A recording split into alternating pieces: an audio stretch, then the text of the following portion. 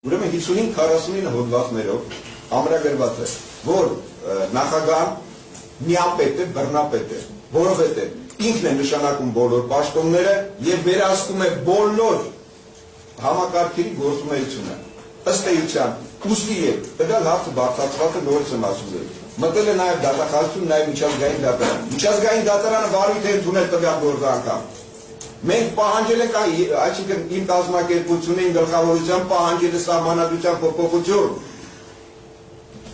Ամեն ձևի արգելք է դնում, որ որևիցե լրատվամիջոց դրա մասին չտեղեկացնի ժողովրդին։ Իսկ սա բազմաթիվ անգամ բարձրացվել է։ Նորից եմ ասում, իսկ այս process-ին ինձ անգամ արգելվա, ինձ 4 անգամ ապօրինի կալանավորել են։ 4 անգամ, առանց դատարանի որոշման։ 6 ամսով, 2 ամսով, 3 ամսով, որ ինձ այնը տեղ չի ասնի։ 2009 թվականին դատականների ևս process է դնում Սերժի նկատմամբ։ Բոլոր մենակ առավոտ թերթը տպեց դրա մասին, Ամերիկան տպեց, Ֆրանսիան եւ Բեյրութում տպեցին։ Որից մի լրատվություն դրա մասին տպեց, դուք ևս կարդացել եք, որ ընդհանրապես դատավարություն։ Ինչի՞ չեք մասնակցություն ունեցել։ Բա իմանայիք, գայք մտածնեք ինչ հարցեր է բարձրացված։ Եվ սահմանադրության վերաբերյալ, եւ ռեժիմի ապօրինի բռնազավթման մասին։ Քոչարյանը չուներ 1998 թվականին 10 տարվա քաղաքացիություն։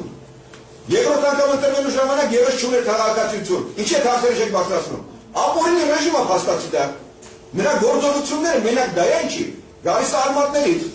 Ինչ է հարցեր եք բարձրացնում։ Չի է տակտիրում, թե կոնկրետ ինչ-որ ստացել եք ուղղություն, որ մենակ էս հարցերով բարձրացնել։ Ամբողջական խնդիրը բարձրացնել, որ պարզ լինի թե որը որն է։